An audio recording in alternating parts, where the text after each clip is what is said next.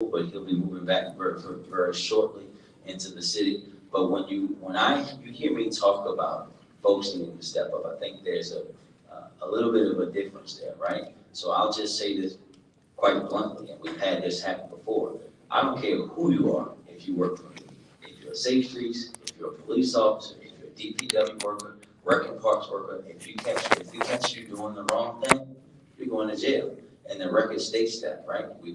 Police officers obviously have been sent to jail. Safe Streets workers have been sent to jail. DPW, Rec and Parks employees have been sent to jail. It doesn't matter where you are, who you are. You could work for President Joseph Biden. If you're in Baltimore and you do something wrong and we catch you, you're going to jail. Period. No ifs, ands, or buts about it. Now, there's a difference in how those things are depicted in the public. When you talk about the work that our Safe Streets violence intervention workers do, the same, as I said to someone at one of the previous ones, the same respect that we give to undercover police officers, we would never ask an undercover police officer to come out and say, hey, yeah, you're undercover. Tell us what you learned when you're undercover. We would never do that. We would never do that. We have to offer those men and women who are putting their lives on the line with no vest, with no gun, the same way. But when they and if they get caught doing things the wrong way, they'll be held accountable just like anyone else. And I can answer your question about living in Anne Arundel County. When I got married in 2015, I lived in Brooklyn with my mom, and my son lived with me. My wife lived in Annapolis by herself, so I moved to Annapolis. We started looking to come back to the city. She got a job with a different company that gives her a stipend for her proximity to DC. That's why we stayed there. We started looking about a year ago, and then interest rates skyrocketed. So we've been taking our time to look before we find the right place in the city, but we are coming back. Hi, I'm Ellen Worthing, and I'm from Locust Point. First of all, Brandon, good job on the homicide reduction. Excellent, that's good. Now, as far as, I don't know what your title is, Mr. Worley. Soon to be Commissioner Worley. We have gone through a lot here in Baltimore City regarding the corruption in the Baltimore City Police Department. I'm not going to go through it all, I mean, you should know it. You, having been with the Baltimore Police Department, as far as I'm concerned, are part of the problem. Because if you're going to stand there and watch as police officers commit crimes, you're not a good person. So, what I want to know is what you're going to do after all this with the consent decree that we fought so hard. How are we going to keep up the momentum and pick out these police officers that are corrupt? Well, first, you assume that I stood by and watched crime getting committed by officers. I never saw a crime get committed by an officer. So I was never part of any of the corruption. I was never part of any investigation with internal affairs in reference to corruption. My internal affairs record is clean. Secondly, we have started this in the process. 2 years ago, we had 40 officers leave the department either through termination or resignation through termination. Already this year, we've got 13. So we are weeding out the bad officers. It just takes us time. We have more complaints internally now than we are getting externally, which means our officers are reporting other officers who are doing wrongdoing. Once you start getting that, that's when you're corrupt. That's when you get rid of corruption. And you're right, I have lived through some pretty bad things, and it gives us a bad look throughout the nation. And that's what I want to continue to work towards to change, so we become the best police department in the country.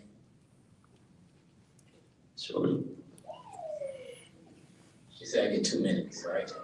Shorty, your cord is dangling behind you, don't fall. I ain't gonna fall too close to the ground. We're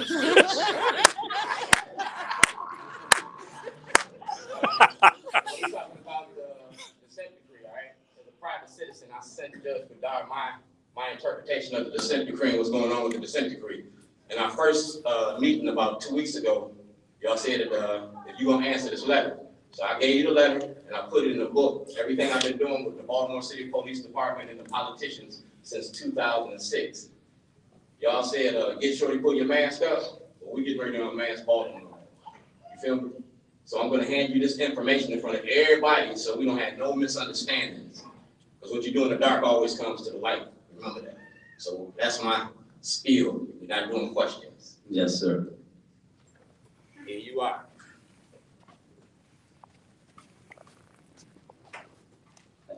Thank you, sure. I'll get it in next meeting. I get it back because that costs me. You know, make a copy of it. Make a copy. Y'all got paper. Y'all know how to make a copy machine, right? You know you pay for the copies too, right? Who? I ain't paying for nothing. I'm giving it to you. You Okay. paying for it. You want to pay for it? Give me $50. Okay, sir. Boom. We all we got. We all we need. all we need. My question is that Centuries has been here and many other remedies have been in Baltimore that I'm going with, let's just say 7 or 8 years. You personally know that I went to the left and went and got over 1,000 men, which was 300 gangsters, and we never got a phone call or anything to clean the blood up. What we trying to ask is, how many more people gotta die before we get to sit down with you?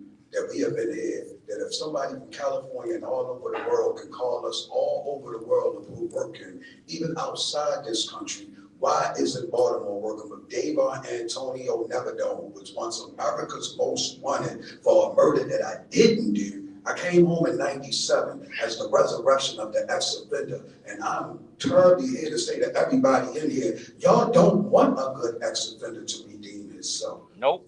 Because again, as I said to you, I had 1,000 men that were some of your most dangerous men, as well as the legislature from City Hall to Annapolis, and my phone still got crickets. And I've been through 3 dudes, and I want him to know, and you have to let him know who my men is, because I lost 1,500 in the riots because of his men. So I don't have a lot of time. I just want everybody in this room that if you want to get some things done, especially the men, link with me when you get out of here so we can get on this ground and clean this blood up, because this is a Doug and Pony show. Thank you. Amen. Hey, boom. I'm gonna ask you, Mark, raise your hand. Can you make sure you get with that brother right there, and we make sure we can connect you up. Chelsea. Good evening, everybody. My name is Sean Weston. That's SeanWeston. First, I want to thank the Federation of the Blind for giving us meeting this evening. My granddaughter, she's a survivor of bilateral retinoblastoma. Something that has really took my family by surprise. You know, something that we never experienced. And I have been really enlightened on what this disease and this thing caused.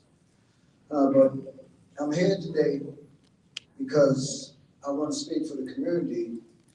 But when I look around, you know, I really don't see the community here. Oops. You know, I really don't see a representation for Baltimore. But the people that is coming here to this podium to ask the questions, they continue to ask the same question. And they continue to have the same complaint. And it seems to be corruption. Corruption. Corruption seems to be destroying our city, our country. I'm a victim of corruption. I've been dealing with this. I spoke with you at the last town hall meeting. I came today. Hopefully we'll be able to speak off camera. So Yes, I'm sir. not going to go into full detail about this. But we, as a people here in the city, it's on us. It's not on them. Absolutely. It's us. Absolutely. When they're not doing their job that they're supposed to be doing, we supposed to march to that ballot box and change them. We continue to make the same complaints about corruption, and nobody seems to be doing anything about it.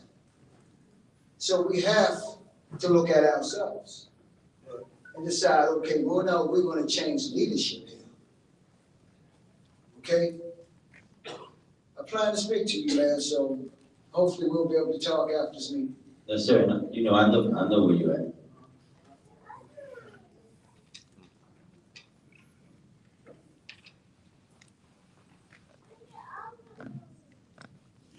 Good evening. I'm Rob McMahon from the Sedonia area. First of all, Mr. Mayor, I would like to thank you for the Gardnerville Rec Center that is coming to Hazelwood Avenue.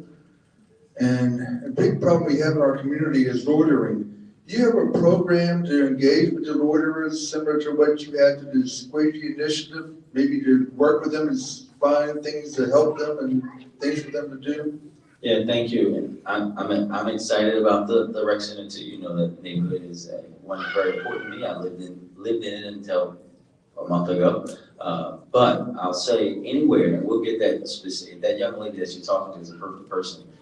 Get the specific locations, because it doesn't matter where young people are gathering like that in the city. We'll use the same exact strategy that we do with the Squeegee Collaborative to try to get those young people engaged. I know one location is Jimmy D's, which of course I myself go up there and talk to those young men who, and well, you know the area, so you know that a lot of them actually live in Baltimore County, not in Baltimore City, because it literally sits on the city-county line. But we'll continue to engage them there and anywhere else in Sedona, if you know other places outside of that particular location. Actually, Shorty saw me up there one day. Remember we had that incident up there? Thank you, sir, for that question. Don't throw me under the bus. You can. We pulled up at the same time. I want to talk about that. Mr. Scott, one of the things I want to know, as far as the Safe Street thing, in the 217 area code, reason why I'm saying about that area code, I got shot in the area code with AK-47, like 15 years ago. But of course, I was doing things I wasn't supposed to be doing. But I want to know why Safe Street is funding so much money and nothing is going on in the area code. I recently went through that earlier today. It's a trillion times worse than it was when I was there. Of course, like the guy right there was saying, it is on the people. It is on us. But you are the person, we all in front of, we all are the people. So why are we getting together to go to a Ravens game and an Orioles game, all nationalities, with no problem, but we can't come together to fix this city? I find that I definitely have a problem with that. And as far as everybody here laughing at, life is a wonderful experience. It's a wonderful experience. But the playtime is over. Amen. There's no need for smiles. Because if your child was on the ground, would you be smiling? Yeah, so listen, I agree with you. I think that people can say many things about me, but they know that I will do exactly what you're talking about, right? Like being out there working with the brothers that are out there doing the stuff, WRS, whoever, everybody knows I ran 3 of them in March for many, many years. Being out in the street is not something that I'm afraid to do. There are many, many individuals that we've been working with who do that, and we continue to put a lot of funding.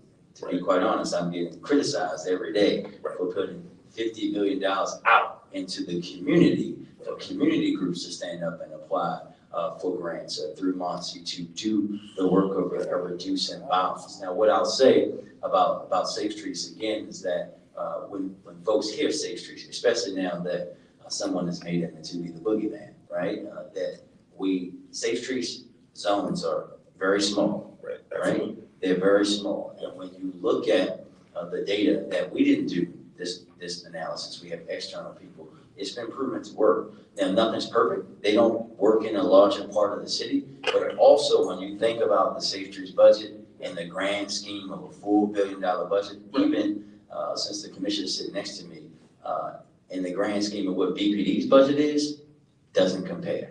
And I think that what we have to do is understand that the conditions that exist in 21217 and 21215 and many other places in the city, they're much bigger than one organization and their responsibility. But what we have to continue to do is invest. And when you look at the investments that we're starting to do, not just in the infrastructure, but the organizations outside of city government that are trying to do that work and building the things in neighborhoods that have been ignored on purpose.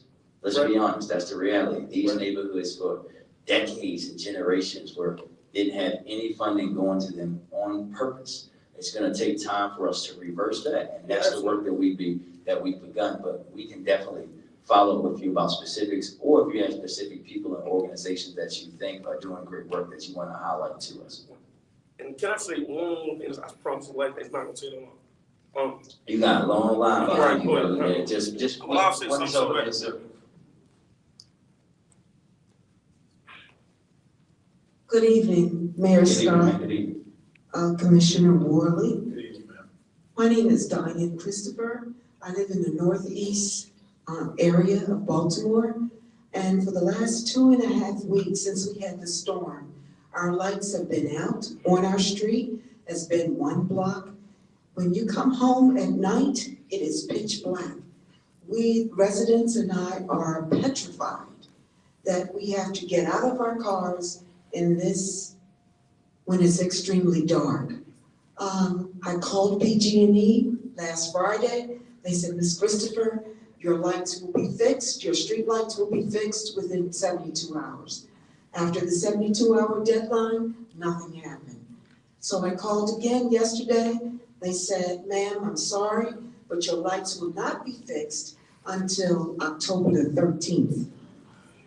I said, that's just outrageous. So I was so upset that I called your office and I spoke to a representative, Mayor Scott, in your office. And I said, Do you know the person's name? You don't have to. And I don't want to say that in public. Yes, ma'am. But anyway, a tower light was put near my house so that we could have some light, some temporary light. So I said, neighbors are complaining they would like to have a light similar to the one that's near my house, down the street from me. So a representative from your office said, Ms. Christopher, call 311, make the request. I called 311. They said, that doesn't come from us. You would have to go call your Northeast Police Department to get a temporary light. So I'm confused. I've just been given the runaround, and the tower light that I'm speaking of is Magnum, a generic company. No, we know, And so what do I do? So Ms. Christopher, a couple of things. One, can you tell me what block, don't give me your address, is the block that you live on? 1300 block of Lemon Avenue. Oh, okay. I know exactly where you are. And So there's a gentleman Sure. standing back there in a white shirt who just happens to be your new district captain. He can talk to you about that, and we will follow up directly with BGE about the order and why they think it's gonna take until October for your lights to get back on to see how we can help you and your neighbors. Thank you, because there've been a carjacking since that happened. Yes, ma'am. We're very upset. So, Absolutely. but thank you for having this meeting, and thank you also Commissioner Worley. Yes, ma'am. Good evening, Mr. Mayor. Evening, ma'am. My name is Joan Floyd, and I'm looking for some clarification on something that you said 2 meetings ago. I brought up the fact that something needs to be done about Commissioner Harrison signing a memorandum of understanding with Johns Hopkins University that actually allows the university to take over some of Baltimore Police Department's patrolling responsibilities on some of our city streets. And you stated that the Baltimore Police Department is powerless to do anything about the Johns Hopkins University Police. That's a private police department.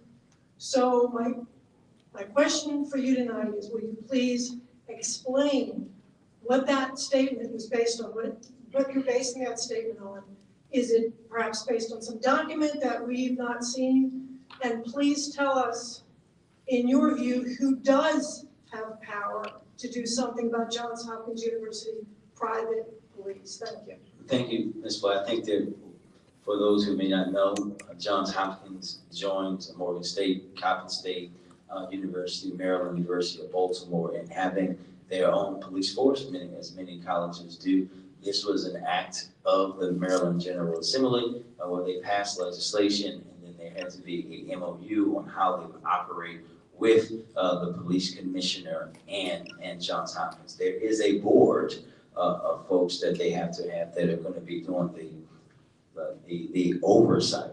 And I think, John, what I want you to understand is that let's just say in a realm of a world where Commissioner Worley or Commissioner Harrison, since he signed it, decided that he wasn't going to do A, B, C, X, Y, and Z.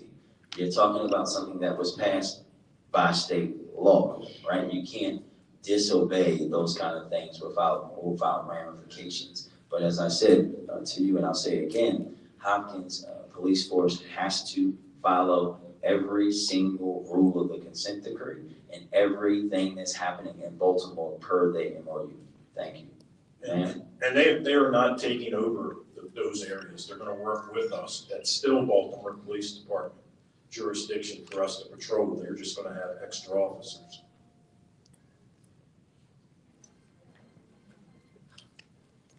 Good evening, my name is Charlene, and I'm a Baltimore transplant for the past 33 years total. I lived in Westport, and now I'm living in Frankfurt. So I cover pretty much most of Baltimore City, and have developed friends and some connections. The things that have been concerning me with this police department overall since my lived experience is the inequitable policing and the issues with morale within your police department. To include, like recently, when you had the situation with women that was working in your police department and they brought up a lawsuit of sorts around sexual harassment. So you have a serious issue there. So my question to you is, why should I feel confident and everybody else that you'll be the person to do the things that need to be done outside of consent decree? What's in you to inspire those individuals that work under you to be correct and engage in community policing beyond sitting in the cars and driving around? Thank you. No, thank you, ma'am. Basically, because since I've been an officer through my whole career, I've done the right thing because it is the right thing. I don't know if you were in the Northeast when I was the major and got the newsletter, and I basically kept the community informed on everything that happened. If we did something wrong, I told them we did something wrong and we fixed it. I told you about when we had crime, I gave you tips. And also, I've come through the ranks, so I know what every one of my officers are going through. Commissioner Harrison was a great commissioner. The one thing that he couldn't do was come from within the BPD. I've held every seat that the men and women under me hold, sergeant, lieutenant, all the way up, and I've excelled at every one, and I've done it the right way, and I have never cut corners. My men and women know that my biggest thing is the little things, the little tiny things that just answering a call. And one of the best things that several years ago, this tells you as an officer, one of my sergeants told me, I was complaining about a call. And my sergeant told me, he's like, officer, he goes, if you approach every call like this, you'll be a successful police officer and you'll do things right. If that person calls 911 and they're asking for your help, that's the most important thing in that person's life at that time. Treat it as such and you'll be a good police officer. And in the academy, my advisor told us we needed, the one thing you needed to be a good police officer is integrity. And that's what I have. And I'm going to push that forward. Over the consent decree over the last 4 years, we've weeded out a lot of the bad officers. And we have a good department. We're going to continue to move forward. I'm not going to bring in a whole lot of outsiders because we have the people, probably no outsiders. We have the people within the department to continue to plan that Commissioner Harrison started. And ma'am, just to address one thing about the equity in policing is you live in Frankfurt, Baltimore's largest neighborhood, and my now former neighborhood. I'm just above you now. But you know, if you live in the Northeast, that we have been policing in an inequitable way from patrol since basically 1959. And we just went through this police redistricting process that is something that I started, quite frankly, when I first got on the city council, to make sure that we are now policing based off in this case now 2023 data and not 1959 data, so that everybody based off population, calls for service, all of violent crime, non-violent crime, that these things that would be even across the board, so that, for example, your neighborhood, our neighborhood wasn't the largest and had the fewest amount of folks working from BPD in that neighborhood.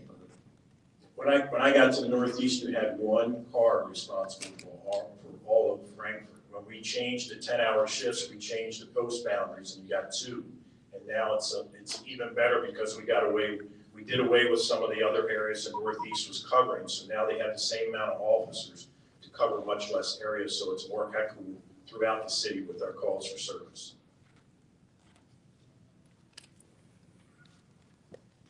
Good evening, Mayor, and good evening, Commissioner. Good evening, ma'am. My name is Lori. I live in Morrow Park. I've lived there for 35 plus years. We have many people from Morrow Park also here tonight who have some concerns specifically related to open air drug markets. Our community park is overrun with people using daily in the park.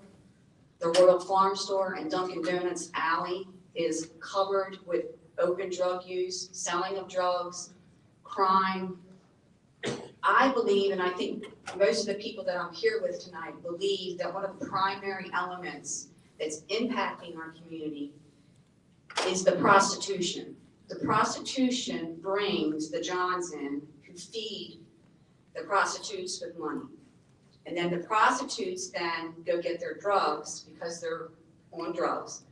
And so you've got this vicious cycle that keeps running in our neighborhood. It attributes to all of the trash and garbage. So my question to you is, I think that if we started to get the prostitutes off the streets, specifically arrest them, get them into the help that they need, I think that you could reduce some of the things that are impacting our neighborhood, because these people don't actually live in our neighborhood. They're here because they're providing a service that people are coming from outside into our neighborhood to get. So I would like to know from you, when can Morrow Park expect to see your police officers start engaging with arresting the prostitutes that are openly and daily providing services in our neighborhood, doing drugs in our neighborhood, and just really impacting the neighborhood terribly? As far as the sex workers is concerned, we're working with the state's attorney's office, because what happened in the past is we just continued to arrest the sex workers, and it really wasn't doing anything. So we're going to try to work a strategy of diversion where we can, without arresting them, get them the services that they need. But a lot of the issues, I know right where you're talking about on Washington Boulevard, because that used to be my post in my sector that I was a sergeant on. And right back there standing up is your new major, that's Major Hood, because you just became part of the Southern just recently. But addressing the low-level drug offenses, we made multiple handgun arrests. As you know, right there along Washington Boulevard and Griffiths, there was a lot of violence. And we started, I can only tell you that we've been working on it, and we will continue to work on it, not only just with us, but we have partners that are working along the same areas. So we're trying to calm that area, but we also know about the Dunkin' Donuts and the Royal Farms. And he can help you with some of the things, give you some of the things that we're doing. But a lot of our drug arrests are coming from those areas because the supply and demand is very high. And it has changed a great deal from when I was there in 2008. It wasn't always like that in my neighborhood, and it really, really upsets us because we feel like we've been left behind. And I would really appreciate it if you all could help us. So thank you very much. Yes, ma'am. Major Hood is right back there. He'll meet you right over here.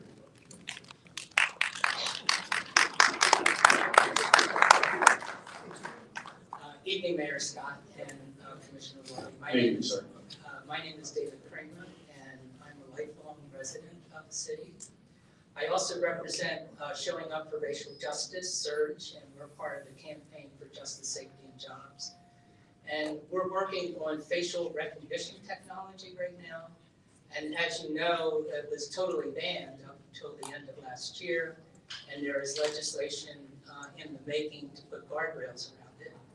Want to know your stand on facial recognition technology and the importance of guardrails, both as a city issue, but also if it comes up in the state legislature, whether you would support that.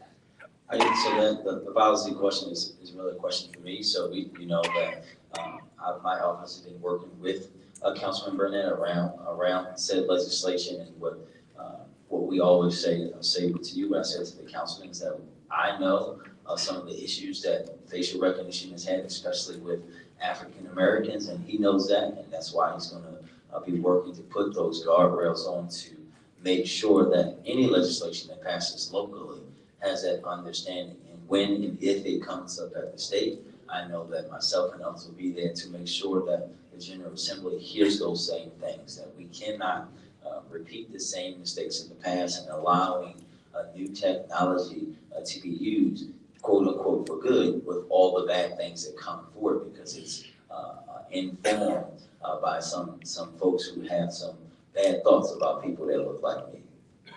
And I know, and the councilman's been working, he's been working very diligently on that.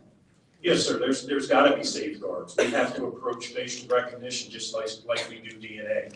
It's gotta be almost a certainty, as little room for error as possible. And our lab actually is kind of working with that now with all the different pixels and points. It's a lot more technical than I ever could explain, but we do need, you have to have the safeguards so that it's not used to basically target or hold someone accountable for a crime that they didn't commit. Appreciate it. Thank you. Yes, sir. Hello again. So, I find it astonishing that Mayor Scott would cede his authority and allow a man who quit before his contract was up to pick his successor. And speaking of ceding authority, in previous meetings that I've brought up police brutality and you've yet to answer my question about what you were planning on doing about it. In fact, you seem to be a master of deflection and claim dealing with police brutality is someone else's responsibility, pointing to internal affairs, the state's attorneys, and now the attorney general. I'll bring it up again, that while you were in charge of the Northeast District, you had several awful repeat violent offenders on the force. They were under your command, and there was no way you weren't aware of their terrorizing the community, especially in 2013.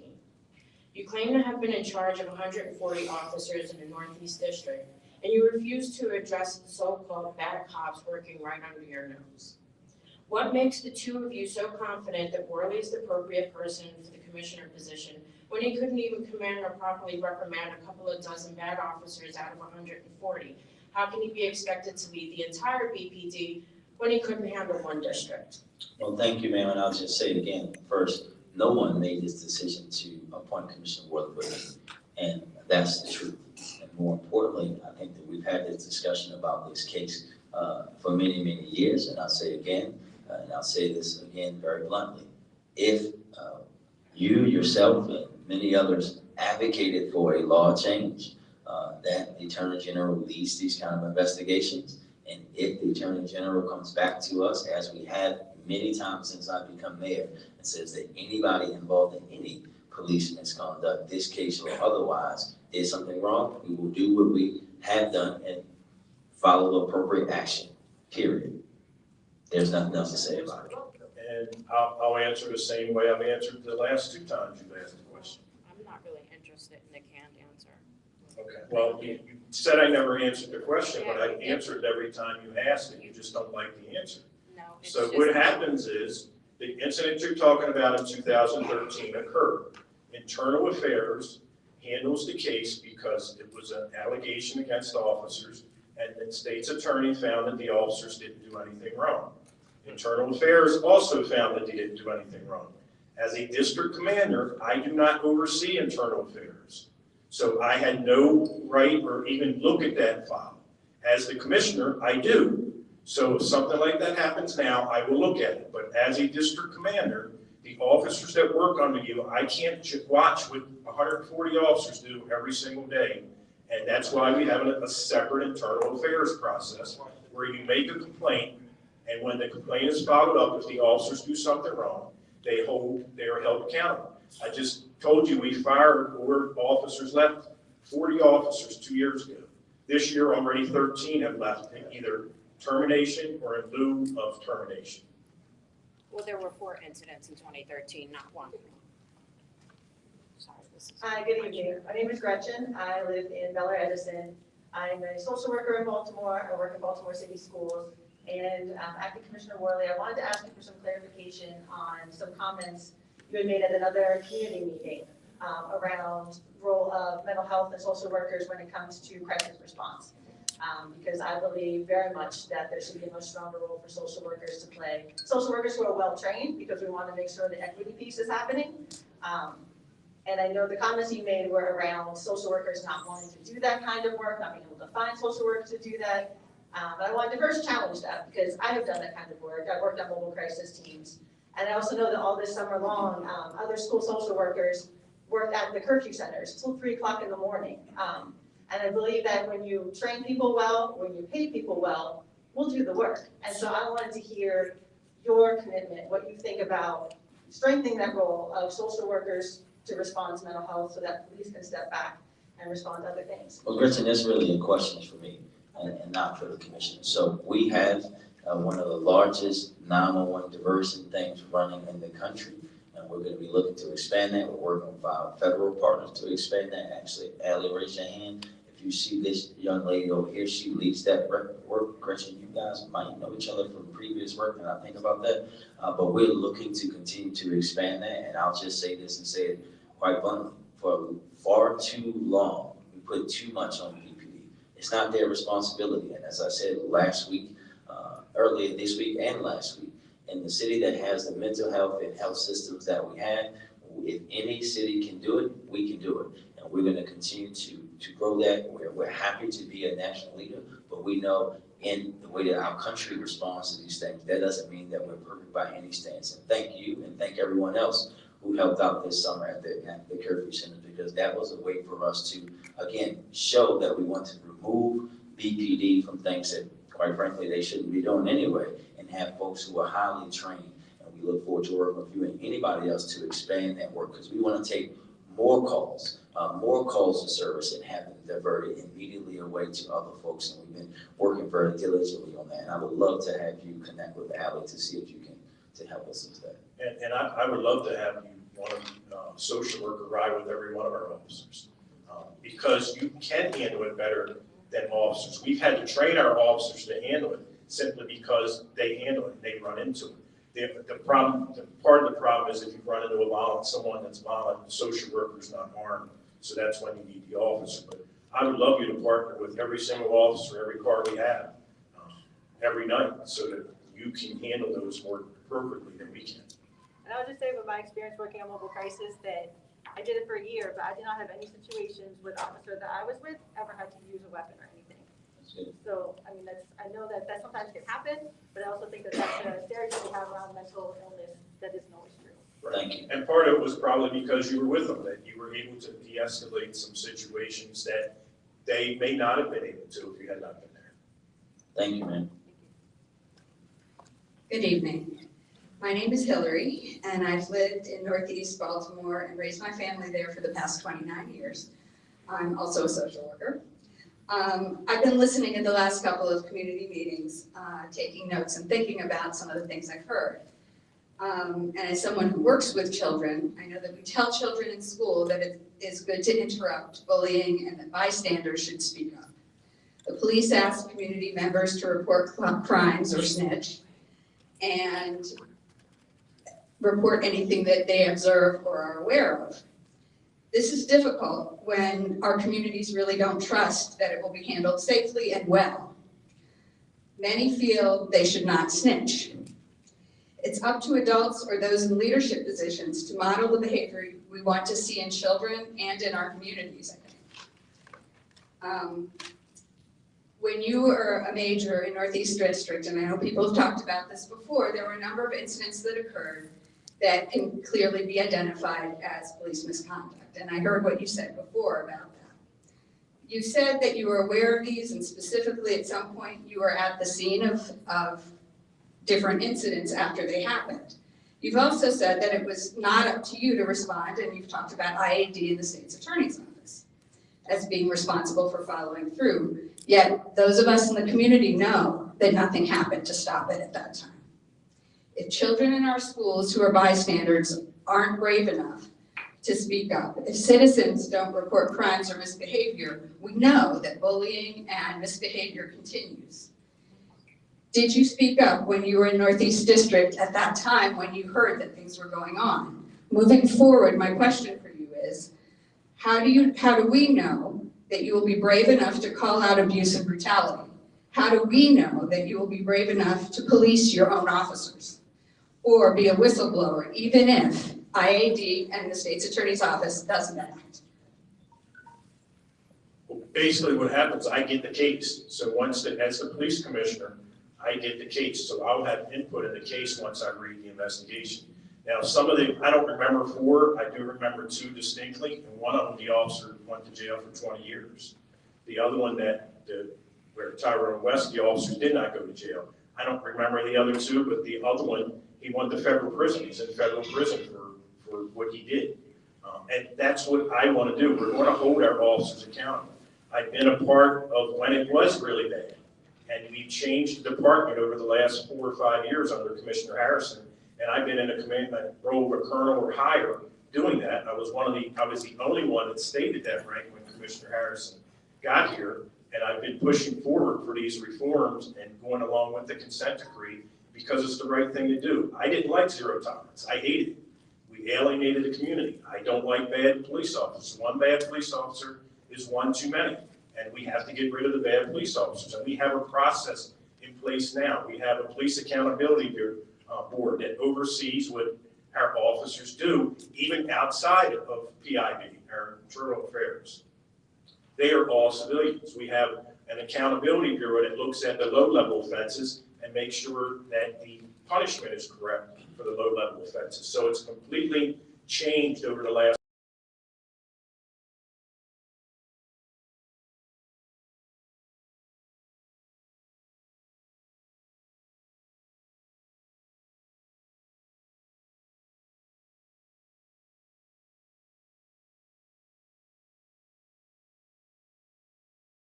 to help us police our own department. And then I just will add too, I think to get another part of what you were saying, Commissioner Harrison and myself and some other members of our delegation in Annapolis have been trying over the past few years. So in many states, we'll just use examples. Let's just say Sergeant Jenkins from the now infamous GTDF, right, or VCs as the commissioner I would call it, when that incident was brought to light, when he was brought to light, we had to legally keep him on as a police officer through the entirety of all of that. Because by law, Maryland state law, he can't be removed, even though we've been trying to get that changed to allow our police commissioner to have the power that many chiefs around the country have, that if that happens immediately, they can be removed. And if they are found not guilty, then they can come back to work, right? But while they are under that kind of suspicion of something so heinous, they shouldn't have to be paid for but to sit around by you all. And we're hoping that yourself and many others will go to Annapolis again with us this year to fight for that kind of change because it's needed. I feel you. Yes, ma'am. Good evening, Mr. Mayor, and good evening, Commissioner Worley. First, I want to start off and say I think you are a good pick for a police commissioner, someone coming from inside. I've been in Baltimore about probably just under 20 years. I raised my son here, graduated from Patterson, so I'm pretty vested in the city here. I have 3 quick things to bring up, and I really appreciate your input, Mr. Mayor, as always, but I really want to hear from the commissioner this time. One, grime breeds crime. And there's a recent report that shows the particular zip code in the Northeast is the dirtiest zip code in the country. I can tell you instances like right now where there's a park that over in Bel Air, Edison, that extends all the way from, let's say, Lake Montebello, all the way down to the Moravia near the McDonald's down there. There's a large park there that at the bottom end, it looks like Beirut. At the top end, it's clean, green, beautiful. And one of the issues is I don't see law enforcement doing their job when people are loitering, trash. That brings down our property value. So that's something that directly relates to the police position here. And I want to state the other 2 really quick. I thought you gave me 2 minutes. Zoning. Okay. I'm sorry. I guess that was it. That was all I was allowed for my 2 minutes. Wow. Okay, that was it. And I can get you also with the captain from the Northeast, but what happens, we work better probably than ever now with all the other city agencies. Mayor Scott has made it clear that policing is not just for the police. You have to police our community. You have to get rid of the crime, get rid of the crime.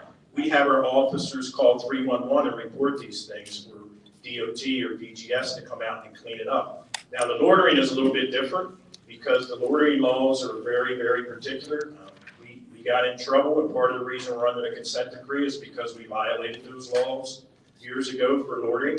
There are certain things that have to take place in order to even address the loitering, because you can stand and hang out. But there's easier things to do. You can get out of the car and stand next to someone and talk to them. Usually when a cop gets out and starts talking to you, they're going to walk away, or you can walk foot. So they don't want to talk to us when we're standing out there. So those are some of the things that we can do, just walking foot. And then we could call those things into 311 that the trash needs to be picked up here. And get that bottom area as clean. I know exactly what you're talking about. Get that bottom area as clean as the top area. I'll just say, sir, that I may or may not have been riding my bike in Lower Hearn Park recently, and a lot of agencies got a not so nice message from me that I'm not going to have what we had down there last summer. Excellent. Thank you very much. And who would like to talk to? I guess He's right there. He's right behind us. Right behind you. Thank you. Yes, sir.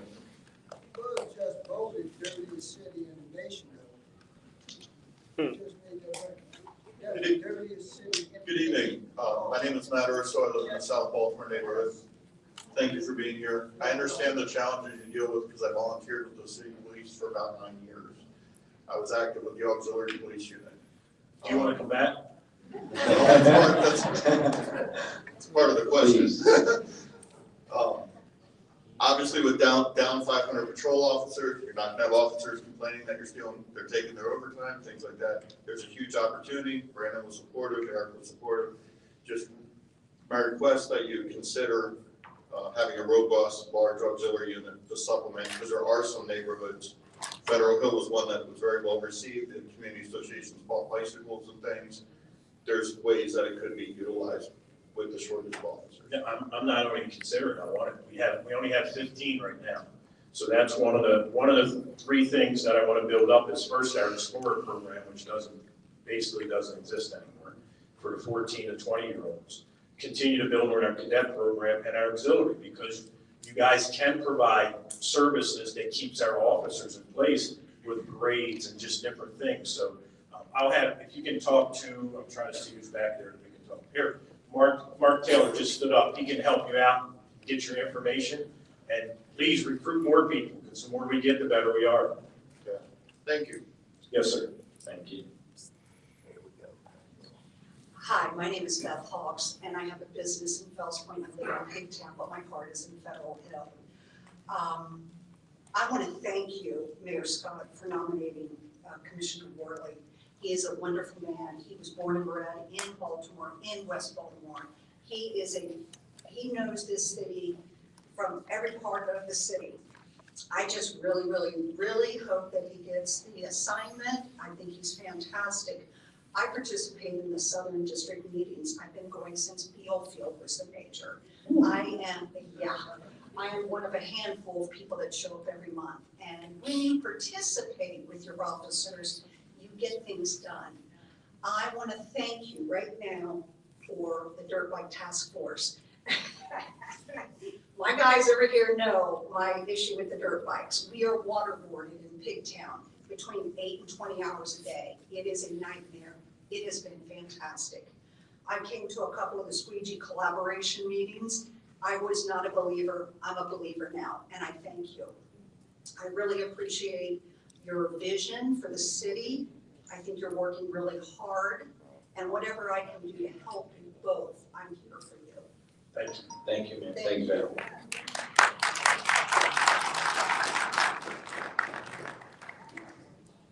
Good evening.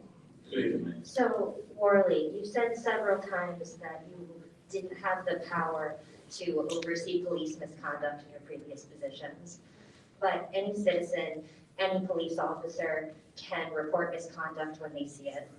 So you've been a BCPD officer for 25 years and in a position of leadership for more than half of that, including during the gun trace task force, well-documented ring of terror. So my question for you is, have you ever in your life reported, raised a red flag about behavior of another officer?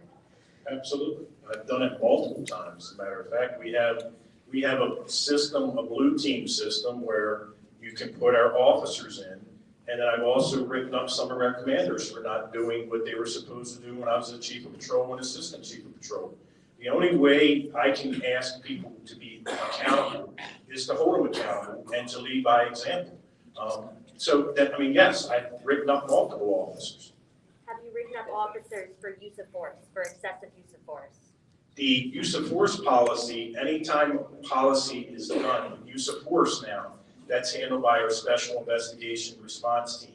That doesn't come to the district commander. What happens, we call them, they come out and do an investigation, and then they decide the charges with the Police Accountability Board, our ACC, and with our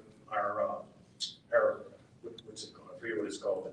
Our charging committee. They decide what charges. It's completely separate because they don't want people, like they don't want the commander having as much input because most of your commanders are going to basically help your officers. They want to talk to your officers and you work for that particular commander. So they want that separate, so it's a completely independent investigation. And then anytime someone dies from a police action, it goes to the Attorney General. So not only is the Attorney General investigating it, we investigate it as well, and then the state's attorney investigates. But I can't count the number of people that I've put in blue team, written up on administrative reports for failure to do the job. And I think it's important. I think it's important for everyone in attendance to know too about the evolution of these things too, about the importance of. We always talk about checks and balances and basics in government, but checks and balances in this. This is not how BPD operated back in the day. And now, over the past few years, we've gone from the department that the Department of Justice said was the worst, right, to the one that they send people to model these policies, use of force, mayors, police commissioners, police chiefs from other places. And no, we're not perfect, but when you think about where we were and where we are today, there's been significant progress, and we just got to keep pushing to make sure that we can more. So on Tuesday, Tawanda Jones said Officer Friendly is dead. Officer Friendly has been run out Ma'am, of town. can you not be disrespectful to this young lady who's waiting patiently? We know you waited for your question. So I'm asking if Worley outside. We already answered your question. Okay, we'll just, ma'am, we've answered like 4 or 5 of your questions. You're supposed to get one. Don't be disrespectful to the people behind you. Thank you. We'll ask the other people. We will answer the other questions. Now this is the last time I'm gonna tell you before you're being disrespectful. We'll have you removed. Can you please allow the other folks to answer their questions? I think your refusal to give a direct answer is disrespectful. Somebody please remove her. Y'all supposed to give her 3 warnings, ain't you? I'm only giving her one. So Ain't you supposed to get 3 warnings? There's other folks that are waiting, man. You ask multiple questions, we answer the question, we're gonna move on and let other people answer the question. Just let us sit down. That's cool, she good, man. Ma'am?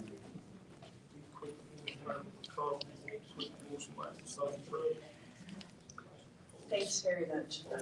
My name is Kelly Quinn.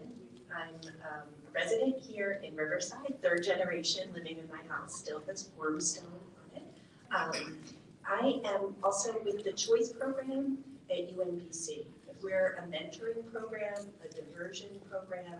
We offer workforce development and educational advocacy for young people. And it's with them in mind tonight that I'm interested in how are you including youth's voice to determine how best to address public safety? How are we ensuring that communities are safe from a young person's perspective? Yeah, I'll start and then turn to the commissioner. So this is something that's important, very important to me personally, and I know the commissioner has specific things for young people. Everything that we do from a public safety standpoint, whether it's from MONSE, whether it's even with other agencies like the Mayor's Office of Children and Family Success, the Mayor's Office of African American Male Engagement, Recreation and Parks, we all center with youth voice. So I'll give you a clear example. We know at the beginning of the summer, everyone was up in arms about the teenagers and what the teenagers are going to be doing, and they're going to be running all over the city. We actually went to them and we sat down with hundreds of young people and said, okay, We want to talk about how you all want to have a safe summer. What can we co-produce together to create that? And that's where we came up with the Be More This Summer initiative and all of those things that you saw for those young people. The same thing with the Squeegee Collaborative and all the operations that we're doing with young people and opportunity youth, right? This wasn't a bunch of adults in the room deciding how we were gonna do Squeegee, and then the same thing with curfew. We had the most impacted people as a part of that, right? So when folks say, as we just heard from Beth, like the improvements, even though we know we still have many more young people to get connected so that them and their families can be better and they don't have to be out there, right? It's because they were bought in because they helped produce that. They were the ones at the table with us to say, this is how we think this should be approached. We can't and we won't, as long as I'm here, go back to the days where a bunch of adults are going to always decide what's best for the kids. The same thing with the work that Monty is doing inside of our schools, is talking to the young people themselves about what's happening in the things and how these things are coming about and how we can work together to resolve those issues. And we would love to, I know Mark is still here, would love to tag with your organization to talk to those young people, because we're going to be having, and Dr. Terraza, Deputy Mayor Dr. Terraza is leading this youth violence work for us, because just for a point for everyone in the room, we have to now by law have a comprehensive violence reduction strategy every 2 years produced, and that is by law led by the health department. She started that work. She's going to finish it before we pass it off to our incoming health commissioner, but we love to tie in any organization with that. And one of the biggest things I had already mentioned, the Explorer program doesn't really exist anymore. At one point, we had 15 Explorers in the Northeast District. That's for ages 14 to 20. And then you can transition right to cadet at 18 and right to police officer. But we need to start even before then. We need to get into elementary schools and start talking to the kids. We have police commissioners basketball league. I want the officers to get out of the car and work and walk and talk and just interact with the children, because we're at a little bit of a disadvantage because the school police are in the schools, but there's nothing that can't say we can't go in and teach the DARE program, bring back the officer-friendly program, something that connects us with the younger children, because we used to do something, I did it when I was in the Northeast, there was a reading program when I went in once a month and read to a young man. So it was reading partners. So I want to get our officers back into doing that, because that's the way you connect with them, because you connect with them in school. They see you out on the street, they know who you are, and you've already built that relationship. So we've got to start in the elementary school so that we get to them before they get to be 12 or 13.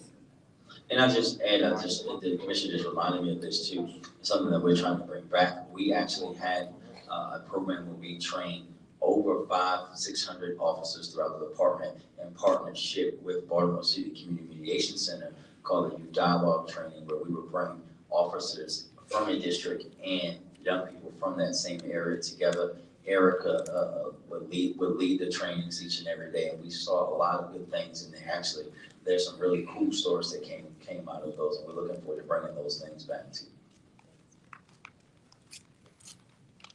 Good afternoon, Mayor, Commissioner. First of all, I just want to commend you, Mayor, on your Squeegee initiative. I think you're at least attempting to do great things with that. It's definitely appreciated. The reason I'm speaking today is just to speak a little bit more about your dirt bike task force. I think that it's possible that we may need a little more education, a little more training for those officers on that particular task force. I've watched those officers, unfortunately, bump these kids off their bikes with their patrol cars. I myself was a victim. The other day, we had a visual about a dirt bike with a licensed motorcycle driver where they wanted them to disperse quickly. It wasn't on dirt bikes, and they get to spray base in the air. So I just don't think about bikes and cars and driving. I just don't think that is the way to handle that. So just respectfully asking if we could possibly get some more training and maybe even some programs for those young guys and for those riders. Is there a plan in the future for the dirt bike riders for them to be able to maybe ride somewhere or have something in place for them to be able to move forward? Yeah, thank you for that. And I'll start there. Actually, we've been partnering and we've been investing in. There's actually an organization in the city called P360 that takes young people off the streets riding and shows them the STEM side of how to build a bike, work on the bike, all the things on the bike, and how to ride dirt bikes safely in places that they're supposed to. They had a summer camp that actually went and rode a dirt bike with them for the first time a few weeks ago. Not my thing. I'll leave the bike riding up to other people. But one of the things that they are working on, and we're looking to support them, and actually I know U.S. Senator is also looking to support them on, is how to get them a place where they can actually go and ride, right?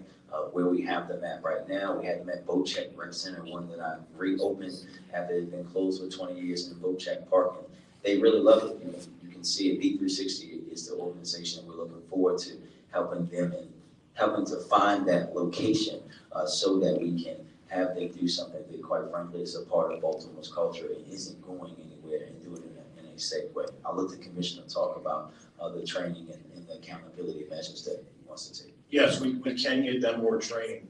Bumping the bikes is not within policy. And if you see that, you need to report that to us because that's not part of how we engage the dirt bikes. For the most part, we rely a lot on the helicopter to follow. And we try to do different initiatives where we find the dirt bikes without them even riding on them so that we can confiscate them. So, and we don't chase dirt bikes at time. We're not supposed to chase dirt bikes. The idea is to get the helicopter over top of them. Once the helicopter's over top of them, it's very difficult to lose them. And then we can go, once they stop, we can make the arrest or confiscate the dirt bike. But nowhere in policy is it for them to bump a dirt bike and knock anyone off the bike. Thank you, Commissioner. Yes, sir. The Mason as well, too. So, again, just respectfully requesting some additional training for that. Yes, sir. Thank you. Yes. And Mayor, respectfully, if I could have 30 seconds of your time after this.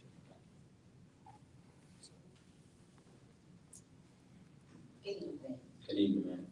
My name is Mindy White, and I'm here to speak on behalf of my mother as well as several other mothers that are victims of gunshot wounds, homicides. My mother has now lost both sons within the last 19 months, living the same way. Fleet Street, July the 3rd, 33-year-old is my baby brother. The question that's being presented is upon information for these families. What is the procedure for them to be addressed or made aware or even acknowledged to what has happened? Because right now she's still fighting about the 33-year-old who was murdered, her son, on the 3900 block of Elmore Avenue, November 1st, 2021, to now be met with her 33-year-old son murdered on Fleet Street, 2023, and yet nobody has said anything, given her any directions, given these mothers resources. They're being met with phone calls that they can't contact the people back, or attitude when they're just asking, I was left a message, how do I respond to this? And constantly they're looking at the news and the repetitive deaths is repeating their situations. She's been here all evening and she's going through the motions looking at the two of you and other folks in this room. And she's on the phone calling me because she couldn't stand here and speak herself because her pain is real and reminded to her every time she turned on the TV. So what is the resources to help them directly? So I'll address the resources. So we definitely, I know Mark is still here. Mark, raise your hand. So we have resources for your family. Let me first say to your entire family, I'm sorry for your loss of both of your brothers. We have resources that we can refer to both Monty and DPD victim services to give people any kind of support, help that they need. And I'll just leave that part of that so we can talk about that on the side. And the commissioner will directly address what folks that are doing the investigation should and will be doing after he talks to you. Yeah, like the mayor said, we have victim services within our police department. You can get those right through the homicide unit. Then here. They're in the back, right there. Okay, she's actually back there in the red, see her in the red top, she's our victim services, but right here, the gentleman that just stood up, he is the captain of the homicide unit. he can get your mom's information, and he will have the detectives call you, because they should be following up periodically. And I'm sorry for the loss, your family's loss, but they can follow up and tell you right where we are with the investigation. And I will also say, just so that you know, that it wasn't always the case that like gunshot victims and things like that got the victim services. So that is something that I started like a year ago, and we're it's unfortunate that we have to do it, but we know that it's much needed. Is your mom part of, it's a group, Mothers Against Murdered Sons? Is she part of that? No.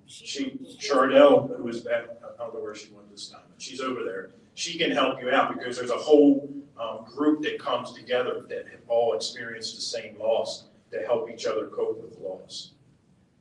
Is there anything for fathers? Yes. I appreciate that. We'll never hear about it. Good evening, Mayor and Commissioner. Good evening, ma'am. My name is Joyce Butler, and my question is directed to the mayor.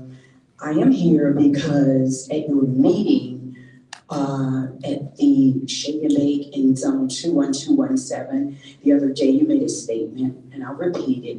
You said, "We in West Baltimore chill." My question is there more of a need to chill in 21217 than any other zone in Baltimore City? And what did you mean by that statement? So I think that gentleman that was speaking in a way where he was being disrespectful to everyone else, he was doing it in a way that was disrespectful. And anywhere in the city, you have to be respectful. But I'm for sure I'm not going to take that kind of disrespect in an area of streets where I had to walk growing up. And I think as we've been here tonight and everyone's been respectful, we were asking that gentleman to do the same thing, period. Thank you. Councilman? Oh, good evening, Mr. Mayor, Mr. Commissioner. Good evening, sir. I didn't come here to ask a question. I came to give more so like a comment. I knew these two gentlemen when I was a city councilman in the 13th district. Brandon Scott was the councilman in the 2nd, and Rich and Commissioner was at Northeast. And the work that they did up there in that Northeast, a lot of people don't see. I remember the tracks. That's why I don't believe that we should go outside of the city of Baltimore to look for a commissioner, especially when we have officers here that start from the rank and file. They should be able to move all the way up to commissioner.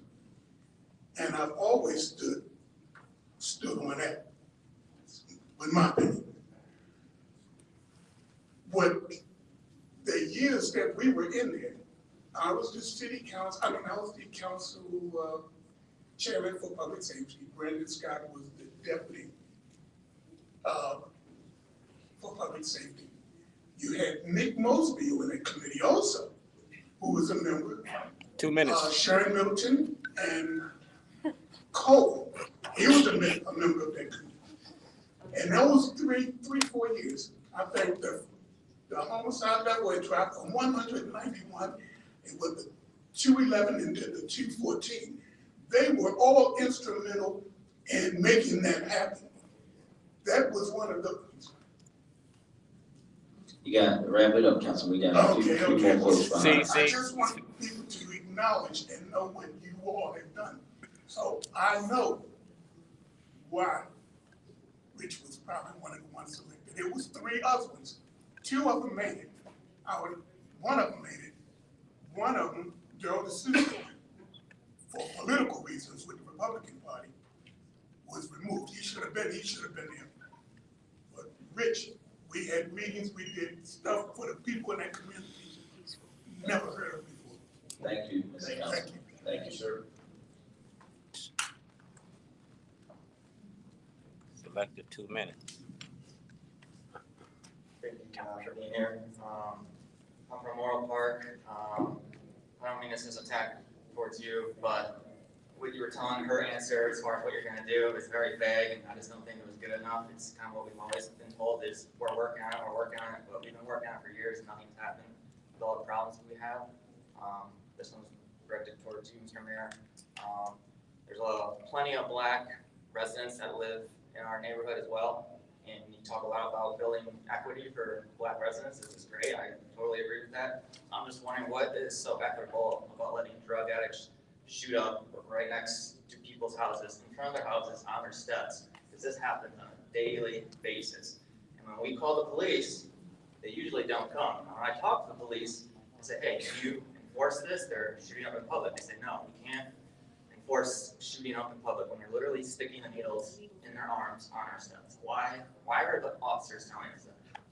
They can enforce it, and there is a reason that I was vague, is because I can't get into all the specifics about the investigations, but that's part of the reason why. We can address those things.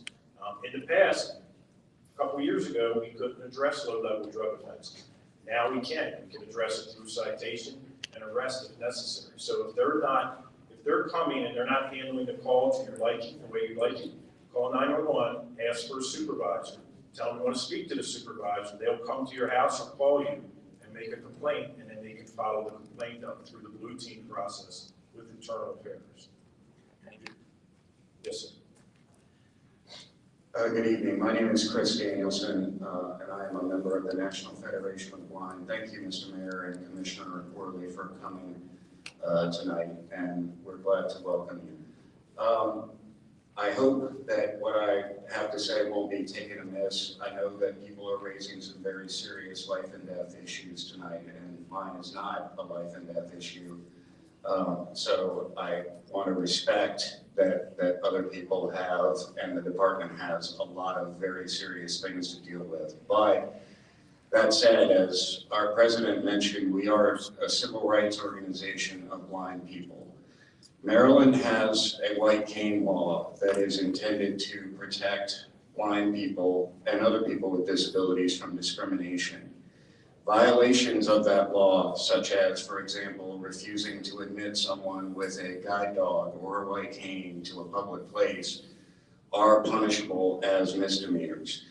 In the past, when we have contacted police, they have been reluctant. Either they didn't know that the white cane law was enforceable in that way, or even when we told them, they were reluctant to issue a citation. I would like to know if, and you don't have to answer tonight, you're welcome to follow up with us, but I would like to have a dialogue with you, Commissioner Worley, about better enforcement of the rights of the white cane law and also other things that concern the rights of Baltimoreans with disabilities. Thank you. Yes, sir. Absolutely. And there's a gentleman that works at the Federation that graduated from high school with me. He knows how to get a hold of me very quickly if you need me to tag him. And I'm not sure if you're aware, but one of our officers who was shot many years ago in Blinded is one of our instructors at the academy. He went back and got his law degree, and he's an instructor at the academy. Fantastic. Thank you. Gene Cassidy. Ms. Jones?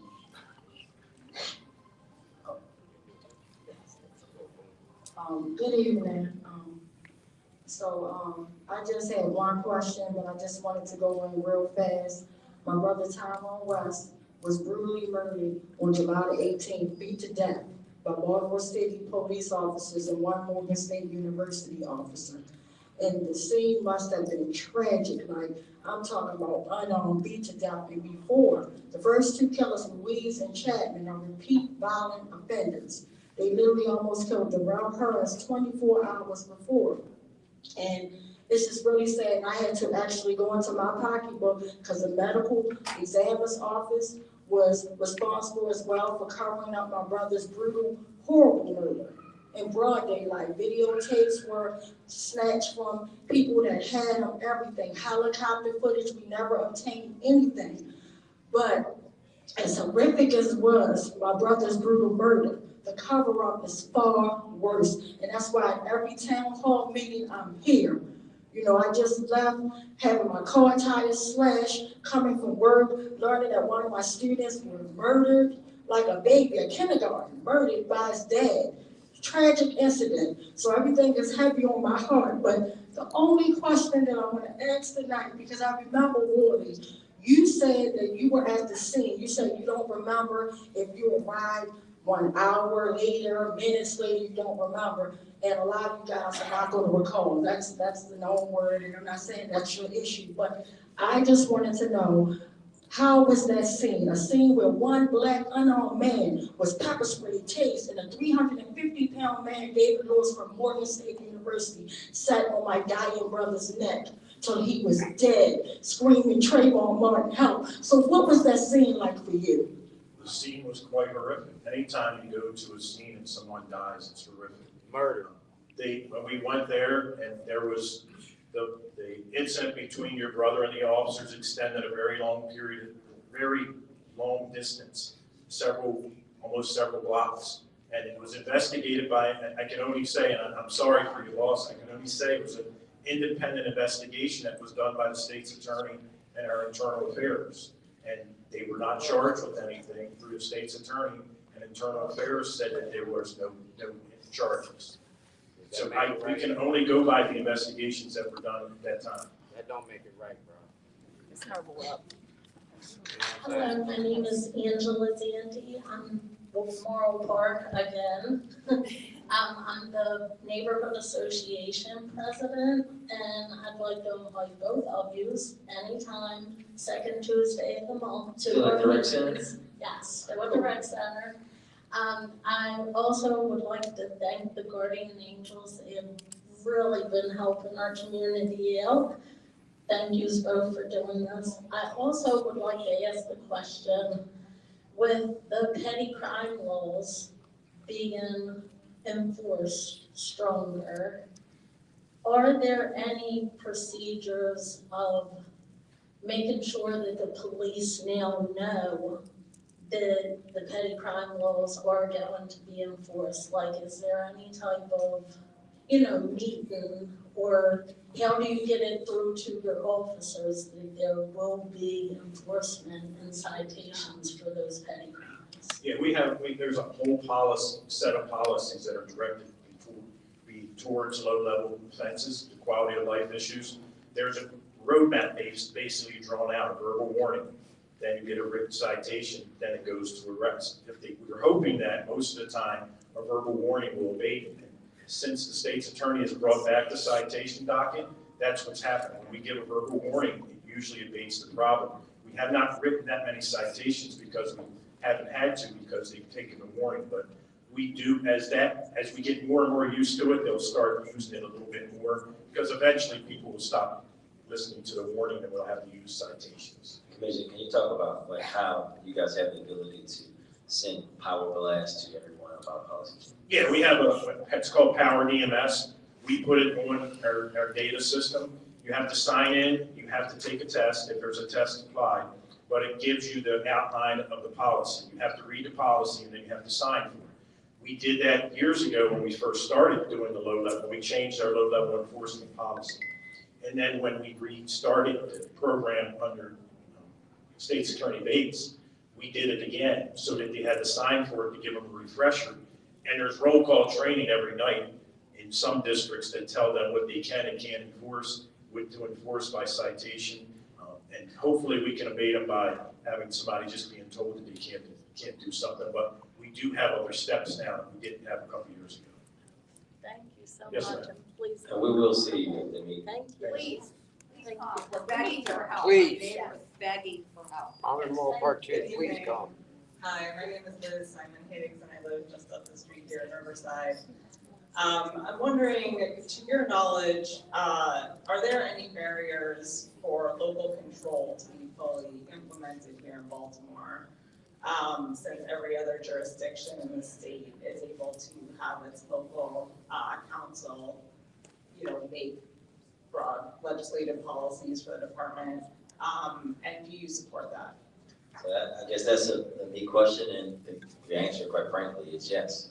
No, I'm not someone that likes to toot my own horn, but the councilman attests that really no one knew that BPD wasn't a local agency until I brought it up when I tried to introduce my first piece of legislation as a council member. So we are going through that process. It took us a long time to get the state to pass that. There's one more thing that has to happen. There will be now local legislation that you have to now take stuff that was in Code of Public Law, which is public local law, which is state law, but only in Baltimore City.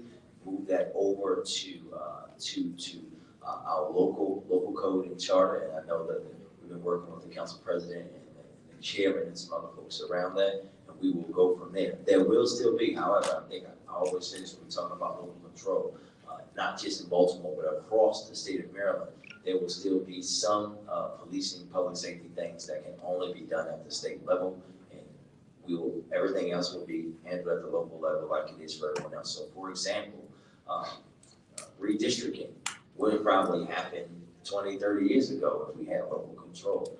Police redistricting was a flag that every single city council person that represented Northeast Baltimore, from Martin O'Malley to me, took up, right? Because it was so inequitable, and we couldn't do it here locally. The same things around, and also it's very important for the consent decree. We're not going to get out of the consent decree until all of these things in the decree are put into law, right? We have to make sure that those laws are put in, and we need to put them in locally, and we look forward to working with everyone to make that happen. So how long does the charter? So it's almost done. So it's almost done. The state passed the bill last year. There was a commission, a group, and then there'll be some other stuff, and then there'll be something again that you guys have to vote on to go in the charter when the election comes up in November of 24. Good evening, Mr. Mayor, Mr. Commissioner. My name is Dee Garcia. I am a Baltimore City native. I'm praying that this is a bright spot in this meeting. This is nothing negative. You have within your ranks, Mr. Commissioner, a resource that can bring back one of the programs that I just heard you speak about, working with young children. Myself and my colleagues have worked with this resource using this program, which is now defunct. It was known as PAL. This is my statement to you. This resource is vast. She has an army of people that can stand behind her to help her if you want to bring it back. However, this person is in need.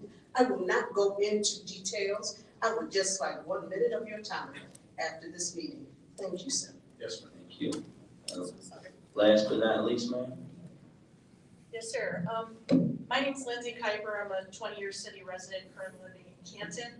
I specifically had a question about the use of district action teams.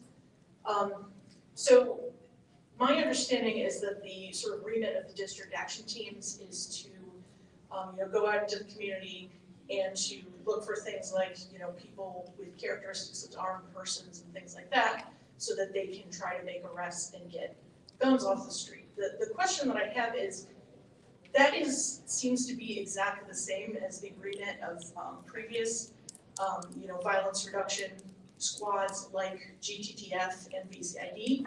So my question specifically is, what is the police department doing to safeguard and make sure that those units aren't turning into these same sort of cowboy squads that have the high levels of misconduct and contribute to the community mistrust of the police that are working in those communities? Yes, ma'am. And that is some of their function. Their function is also to investigate the drug complaints. When we get complaints, they do investigations on the drug crews. So that's part of their issue.